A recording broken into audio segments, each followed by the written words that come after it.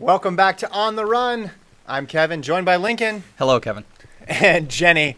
Hey, folks. Very formal introductions here. Yes, It must be conference championship week. There you it go. sure is. Big 12, Big 10, Mountain West championships all live this weekend on FloTrack. We have a whole bunch of coverage throughout the country.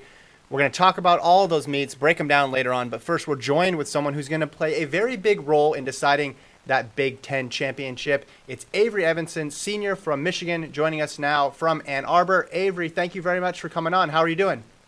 I'm good. Thanks for having me.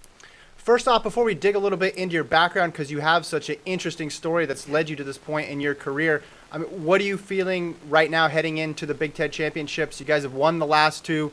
What are the expectations and hopes for this weekend?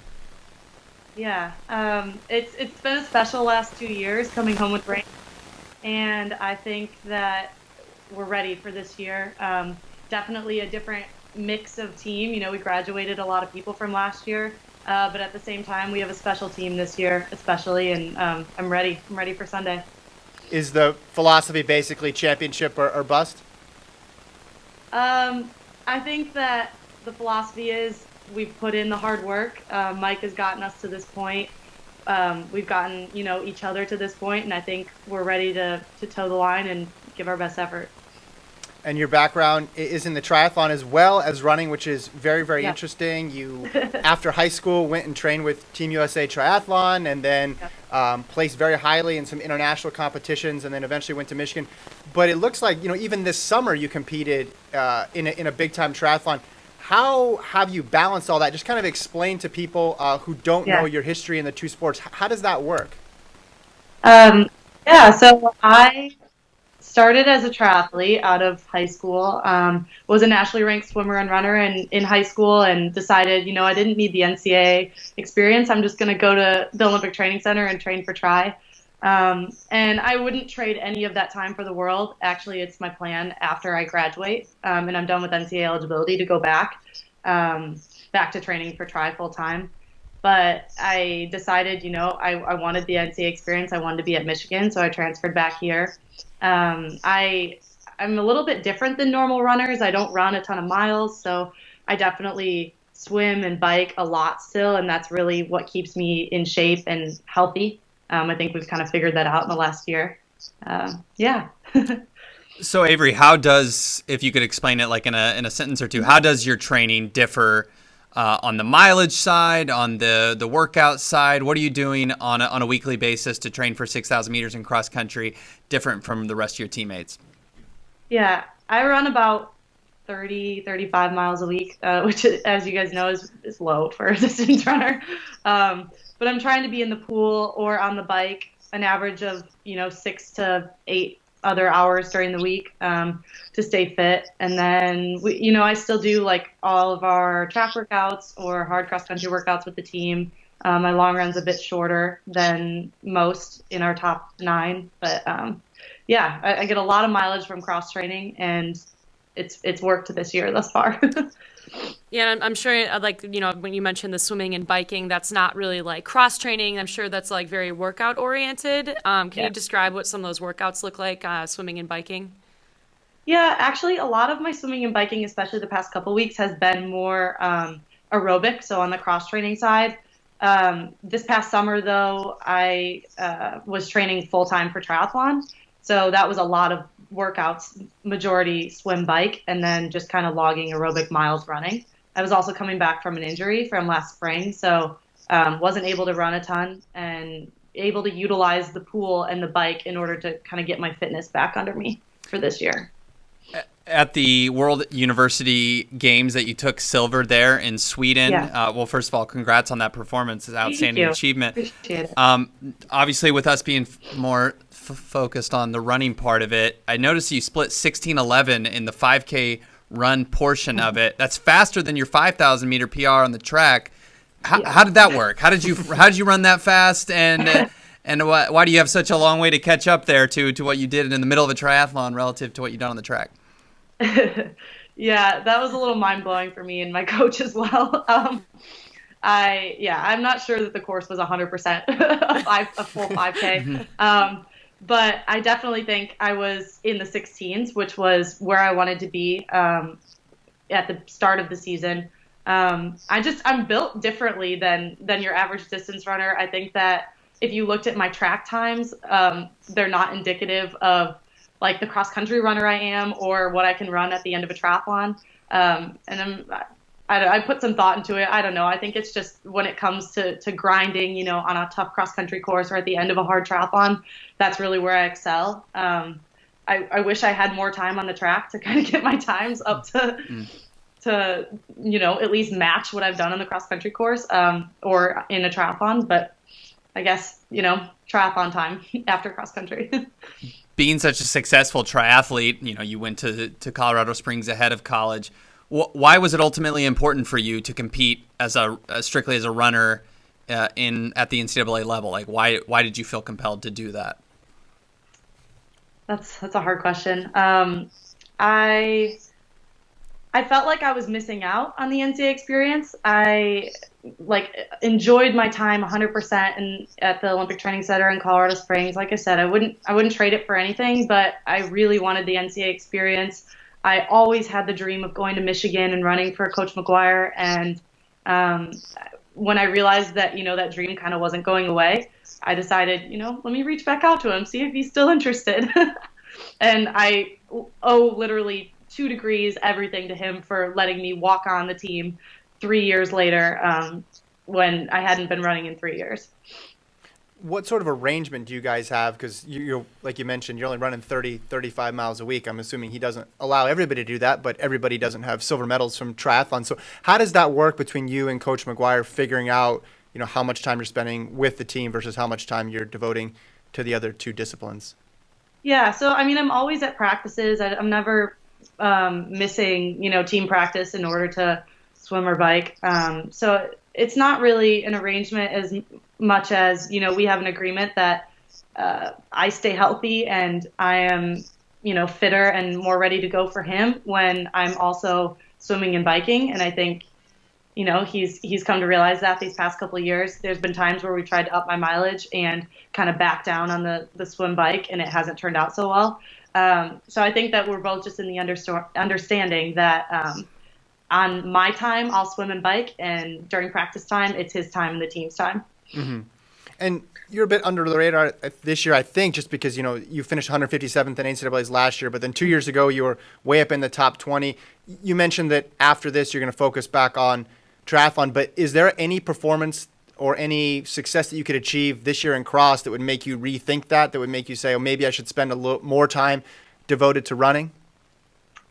I don't think so. I mean, I'm ready to give 100% the rest of this cross country season. Unfortunately, I'm out of NCAA eligibility. I don't think I can petition for another injury red shirt come this outdoor season. I guess I should look into that.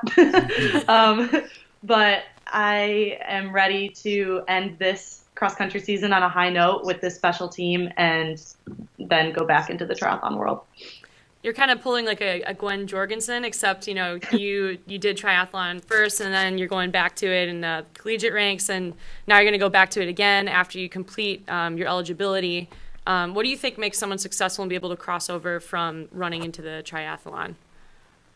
Yeah, I think that, you know, as we've seen with Gwen, everyone is always a little like shocked, like, oh, how did she just become this amazing triathlete? She swam her first year of college at Wisconsin, so I don't think that's surprising at all that she ended up emerging as a world champion and Olympic champion. So I definitely think it takes, you know, a solid swimming background. And yeah, just kind of, especially for females, staying in touch with the water over your 4 or 5 years in college, I think is huge, because I think it's really hard to be a good swimmer in high school and then decide you're just going to run for 5 years and come back to triathlon. I think we've seen time and time again that it's hard for females to gain, and males, anyone, to gain, you know, swim fitness again. So I think that, yeah, I think that staying in touch with the water and even on the bike is super helpful in that time.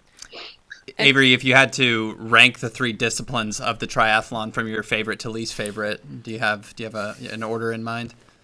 I always get this question. It's hard because I grew up swimming full time, so you would think that you would think that that would be my first. You would also think running would be my first. I don't know. I guess they're probably tied for first, and then biking would be my least favorite. I don't love biking. I do it because it's the third and because I have to. But So yeah, the other two definitely. in most triathlons, I'm assuming you're way stronger at running than everybody else because how good you are at running. Are you just like passing like a million people during the run? That's what I'm visualizing in my head. Is that how it actually works? So I actually have always been a front pack swimmer. I'm not sure if you guys are familiar with like the kind of triathlon being draft legal, but whenever you get out of the water, you're kind of in packs with people. So the goal with my tri coach has always been to remain as a front pack swimmer. And I've been able to do that by balancing just, 4 to 5 swims a week, which has been nice that I don't have to put a ton of time in the pool in order to achieve that. But yeah, so if I come out of the water in the front pack and then ride like I should, staying in the front pack, there's not a ton of people to pass because usually swim packs in female races are like 10 to 12 deep on a world stage. So. Other than the aerobic benefits that you get, what's the biggest advantage that you have because you have a triathlon background that helps you in cross country, either physically or psychologically? I think it would be just like I said, kind of the grindy nature of it. I've had some of the weirdest conditions in triathlons, it being super hot or super cold or super hilly bike courses and run courses or in the middle of the ocean in Rio, Brazil. So it's just, there's always something new and kind of like a different condition or a different kind of recipe on game day that you kind of just like need to bring forward. And I think that in cross country, that's a huge thing. Just kind of, always being ready for anything and ready to game on any kind of grindy course or snow like we might see in a month or anything. And, you mentioned that you're still doing workouts with the team, obviously, but you're also mixing in elements of your triathlon training. Where are you getting that training from? Are you just trying to log like a set amount of miles or whatever, just to balance that out? Yeah, so like I said, I'm just trying to be in the pool or on the bike, 6 to 8 hours during the week, mostly aerobic. But my focus is obviously, with Michigan team following Mike's training because it is cross country season and that's the focus right now. And you've extended your eligibility at Michigan quite a bit. What's that like being a 6-year senior? Yeah, we always joke. There's a couple of us 6 years, and we joke that we're grandmas on the team at this point.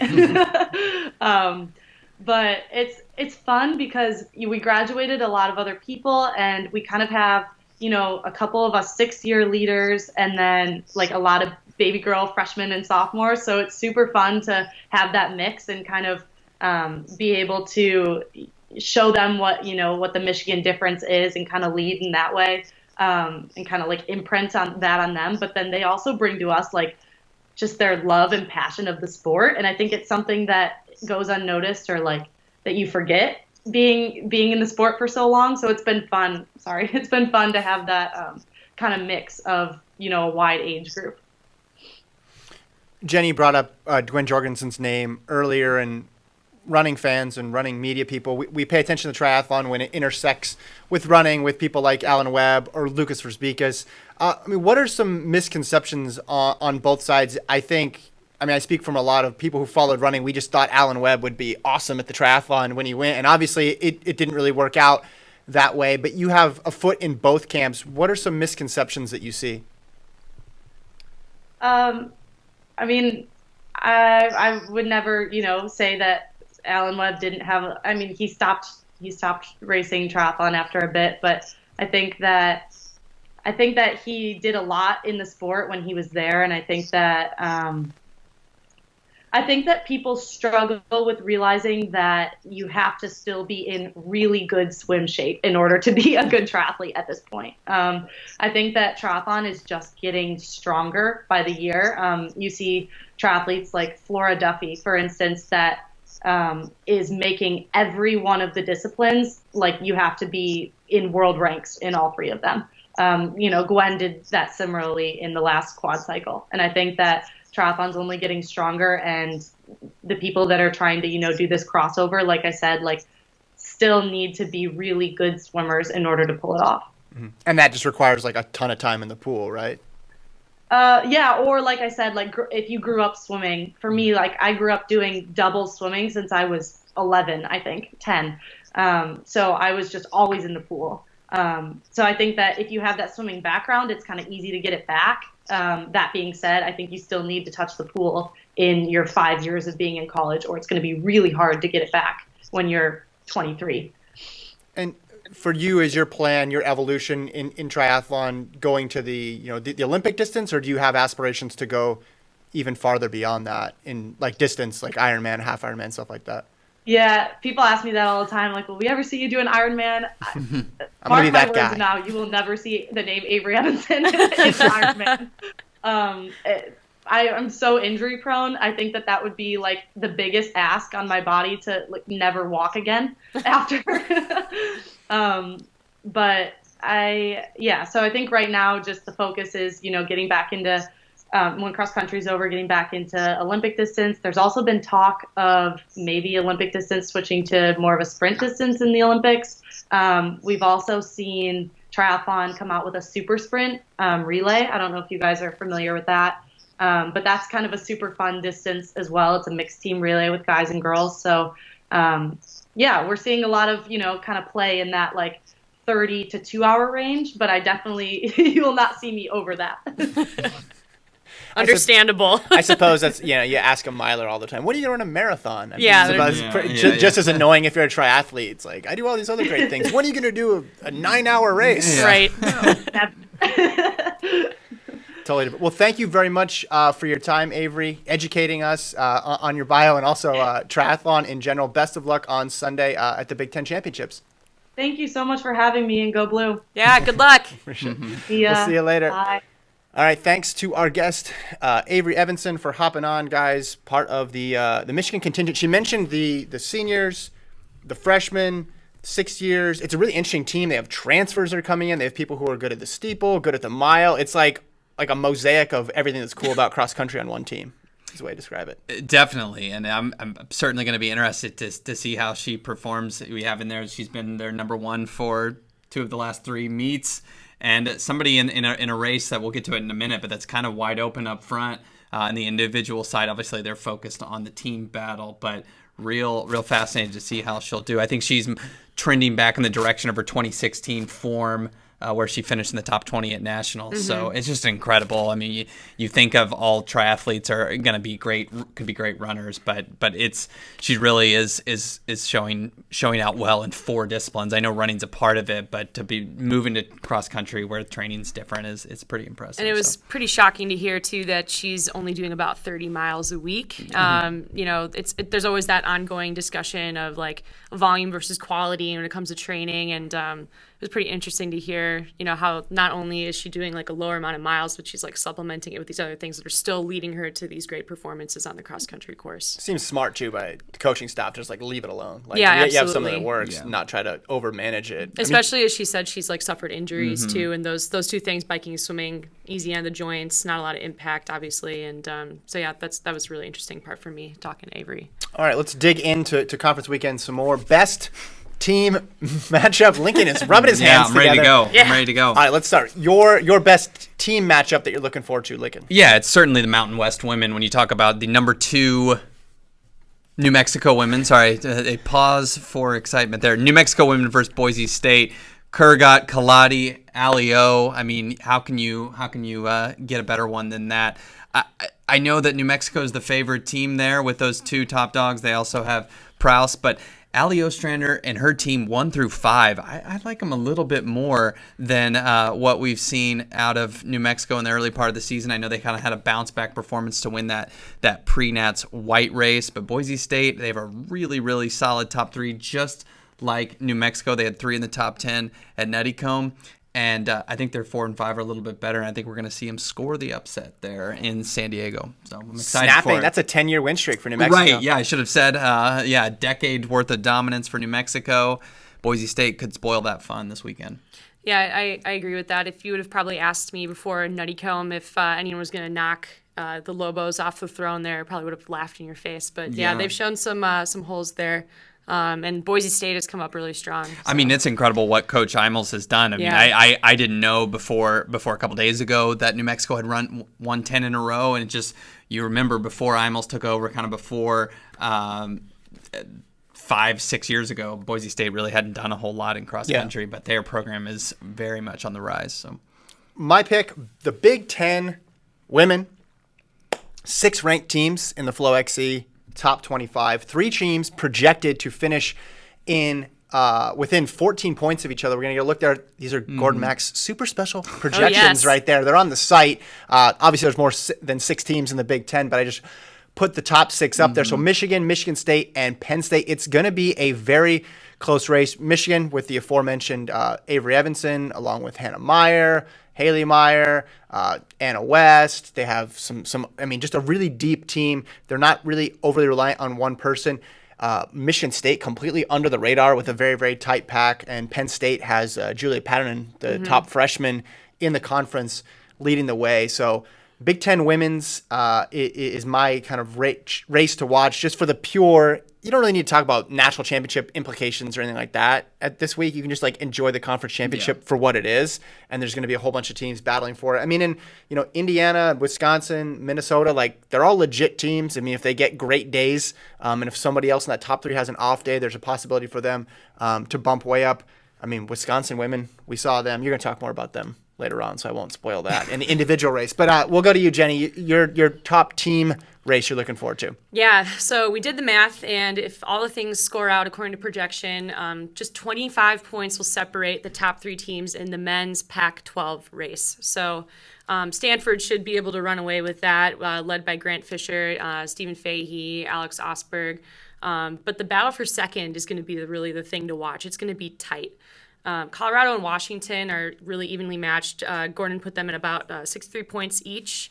And so, again, if the projected top 4 go to plan, it's going to come down to the 4th and 5th runners there to see who takes the runner-up honors. So it's probably going to be guys on Colorado's team like Ethan Gonzalez, Eduardo Herrera.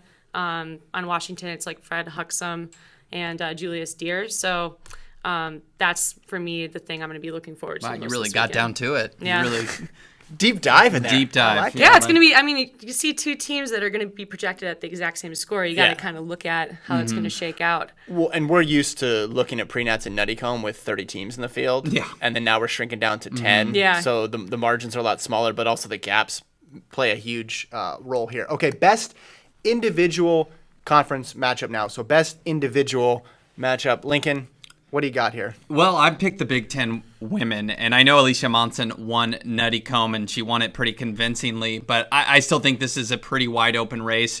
You obviously are going to factor in Wisconsin's Monson, but you also have Aubrey Roberts, who had a top 3 finish in the Cardinal race at pre-nats. The Has twins from Minnesota have been up in the top of several big races this year. When they were top 2 at GRIAC, they ran well at Beantown, and then they also ran well at pre-nats. The aforementioned Avery Evenson.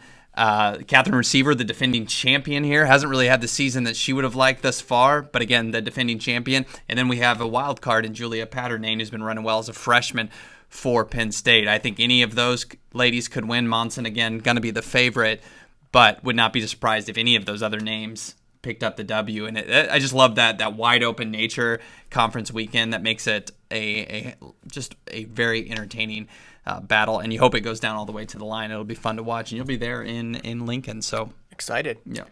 I'm going with the Pac-12 women. We get to see 2 1,500-meter aces square off, Danny Jones and Jessica Hull. Hull is fresh off her win at pre-nats. Danny Jones didn't run at pre-nats, but she acquitted herself very nicely at Nuttycombe. And then in that mix with Hull and Jones should be Stanford's top 2 with Elise Cranny and Fiona O'Keefe. Obviously, there's big team implications there.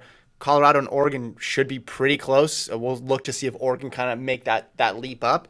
But also, I mean, if Jessica Hull can win again, we have to talk about her less as she could finish maybe in the top 10 to no, she's a bona fide top 5 finisher. And I mean, her resume and Danny Jones' resume pretty similar, coming from the 1,500 side of things. So that's what I got. Yeah, I'm a little curious to see if Oregon kind of rebounds after somewhat of a poor performance, maybe just like a mediocre day that they had at pre-nat. So we'll see if they can bounce back. Yeah, but individually, you got to like Jessica Hull at this point, and just like looking back to what she did on the track in outdoor season and even indoor season, she really started to make her way up. Yeah. So watching her individually would be great.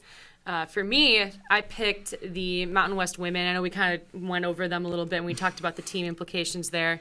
But what's not to like about the defending NCAA champion Edna Kurgat? We've got Winnie Kaladi, this is really her year. She won pre-nats. She's kind of been taking it to Kurgat most of the season, although Kurgat did get a later start, so we got to give her a little bit of credit there. But then we also have Allie Ostrander in the mix. She actually has the course record at Wisco. And she is strong as ever this season. So throw those top 3 into the mix, and I believe they're 1, 2, and 5 in our rankings. Yeah, so, that's the most in the country. Most yeah. top 5 runners in one conference meet. It's exciting. Yep. So that'll be a good one. Pretty cool. All right, before we go, let's talk about Cam Levins and his Canadian record in the marathon, 2:09:25. Great race by Cam, but of course, all the credit goes to my colleague Lincoln Shrike, who last week rewatched the Flow film about Cam Levins. Yeah. There was odd serendipity to that. Because Yeah. then a couple days later, he smashes a 43-year-old record. Yeah. Yeah, and it had been, because Cam had struggled with injuries and had kind of struggled to get right for a few years, it was kind of felt a little unexpected. But then you look back in his 2018 season, he ran a pretty good half marathon at the World Half Marathon Championships. Back with his college coach. I don't know how many. I guess the big question for me is how many miles is Cam running again? Is he back to running like his 180, 200 mile a week routine that like kind of led him to so much success in college? But 2:09, obviously a Canadian record, and the big deal that 43 years since And that record. $43,000 Canadian dollars. There you Wait, go. the prize money they Time associated with bonus, the years? $1,000 for every year. Oh, there you go. Should have waited another 5 years. Yeah.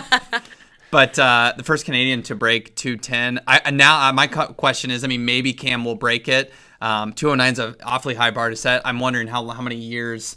I doubt it'll be 43 years because eventually you'll have Justin Knight coming up and he'll do the marathon. Whoa. Breaking some news here, Lincoln, on the show? Eventually Justin Knight will run the marathon. Mohamed, Ben There you go. Yeah, Ben Flanagan. Ben Flanagan, yeah. He could do it. He's shown some. But I'm just curious how many years you guys think it'll be before somebody runs under 2:09:25 again. It's weird. 2:09. The marathon paradox is interesting. It feels both really, really fast and also not fast, right? Because after Kipchoge runs 2:01:39, and Just after 8 minutes away. Well, and after we see Marathon X and Marathon Y, where winners are always in the 2:04s, 2:05s, and we discount it. But then again, you look at United States. Other than Rupp, we haven't had someone run under as fast as Levins since Meb did in the 2014 Triumph in Boston. And if you want to talk about record legal courses, you even have to go back another couple of years to when Ritz did it. So I wouldn't take anything for granted. There was a long list of runners who thought people were going to break this record before. Oh yeah, it's 2:10, whatever. That's fine. Yeah, it's so old. People were taking shots at this record. Simon Byru, I remember, was one of the first, and there were other Canadian runners who thought that they were able to do it. Just because the very, very top end is escalating at a ridiculously high rate in the marathon, doesn't mean everything is going to follow right away. So I think this is going to be his for a while, and I also think this makes him a legitimate, person to consider, especially in non-rabbited marathons now, just because there are so few people outside of Kenya and Ethiopia. And we know in international fields and in Olympics, like the amount of Kenyans and Ethiopians are sometimes limited, right? New York's not inviting 15 Kenyans and 15 Ethiopians in their elite field. Like you have to kind of put him in as somebody who could surprise top 3, potentially have a Meb-like day too. Definitely. And then it's just kind of an interesting situation, not knowing a lot about the Toronto Marathon, not knowing how this will translate going forward, what he'll do next. I imagine that we'll see him at the World Championship Marathon in October. So does he run a spring marathon or not? A lot of questions still to be answered, but man, you can't get that's one of the best debuts from a non-East African I've seen in a long time. So you take for granted 2:09, but then you actually look at the numbers, and so few people start off that well. So if you have that ability to click in the marathon, it's a good sign. How many times have we seen people say, "Oh yeah, I'm going to be conservative and just try to break 2:10," and then they run 2:18? You get out there and you run happens often, more often than not, I would 4:55. imagine. Yeah. You said something before. You think that Kipchoge with the world record, you think that that's going to bring people to faster times now as a result, or because I don't know if that would happen just because he's so super elite.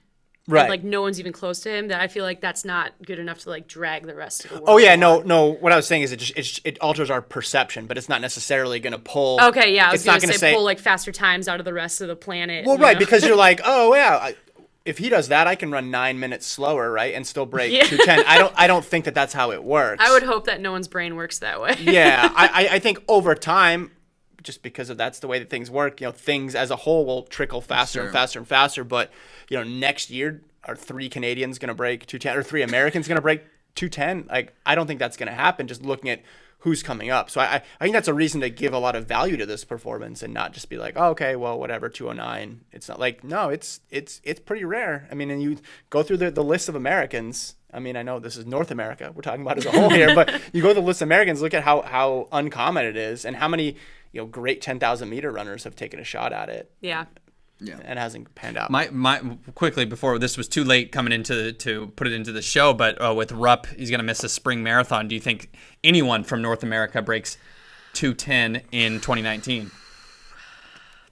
I would say no. I mean, I'm gonna have to go with no. Yeah. Unfortunately, We waited for you to break the ice. Yeah, We're yeah. like, no. I didn't want to be a Debbie Downer, but you took us there. Yeah. Yeah, I mean, and a lot of it is because of the races Americans choose to run. Right. Yeah. So if you have bad weather, obviously Boston can be fast, but it's not Berlin, and you can have bad weather. And a lot of Americans choose to run New York, and they're not running Berlin or Dubai. So I think that that accounts for some of it. But yeah, overall, you can't discount the trend and look at the way it's been going. It hasn't been that fast. So I would say no. Unless we have the MEB comeback, but that MEB comeback's probably not happening until 2020. That's all right. We can hitch our horse to Cam Levins now. Yeah, we're all North American fans. Yes, Yeah, right? exactly. Yeah, and I just want to share a quick quote from the article that we had up on from Race Results Weekly. He mentioned that he wanted to take his career back, and he did that. I don't know, just you got to feel really good for him after missing like the 2016 Olympics, and he's had a rough go of it. No one was really talking about him for a long time, so it's pretty excited for Cam Levins. Yeah. I mean, watching that doc last week with Lincoln. I said Lincoln was just watching it, but that was just to make myself seem like I was too busy to watch it. I was watching it too. Yeah, you were watching it. Nobody's more invested Yeah. than Cam Levins going Right. back all those years, and it makes him so relatable, the fact that he just like wants it, and at that point he's almost wanted it too bad, right? Like was willing to push himself to these incredible extremes. If he's found a way to stay healthy and have a longer career, I mean, that looks like what has happened right now. But I mean, it's hard not to root for him when you just know the work that he's putting in. Yeah, absolutely. Yeah. All right, well, that's it for this week's show. This weekend, what do we got? Friday, Mountain West Championships, Big 12 Championships. There's going to be a conference watch party. Popcorn may be involved. Do you want to Yes, explain that's on Friday. Do you want to explain the watch party? Yeah, we're going to start live at 9 a.m., I believe, Central Time here in Austin, Texas. Myself, Jenny, and Gordon will be involved in the conference watch party where we're kind of going to be reporting back news live on Facebook. And then Gordon and I at one point will step away to do the live commentary of the Big 12, but of the Big 12 Championship. You'll be able to watch that, though, on Facebook as we commentate, or you can obviously watch it on the website. That would be preferred as opposed to watching us scream into a microphone. But it's going to be a full day from about 9 p.m. to 2 p.m. We'll be giving you results, updates, breaking news, and obviously live commentary as well. So just a big extravaganza. I think that's the appropriate word. And Kevin will actually be out there on the ground at Big 12 and Big 10 going on a bit of a road trip with Adam and Travis. So That'll be fun. Keep your eyes peeled for him out there, and try not to give him too much flack if he's shaking the mic again due to I'm the never cold. going to live this down. Yeah. So Big 12's Mountain West Friday, and then Sunday, Big 10's. You'll be commentating as well, but I'll be out there doing live interviews and stuff. Yeah, it's cool that they're kind of spaced out. It's a full 3-day weekend leading right into next week's Halloween. I don't know. Can't think of any good puns on the spot, but I told Gordon this is like my favorite weekend of cross country, obviously aside from NCAA. It's just you got a whole bunch of fun going on. Awesome. So, cool. Well, you know where to find all the action right here on FloTrack. Thanks to our guest, Avery Evenson, for hopping on. Thanks to everybody for checking out the show. Stay tuned for all the previews, recaps, and the races themselves. Conference week's going to be awesome. We'll talk to you guys next week.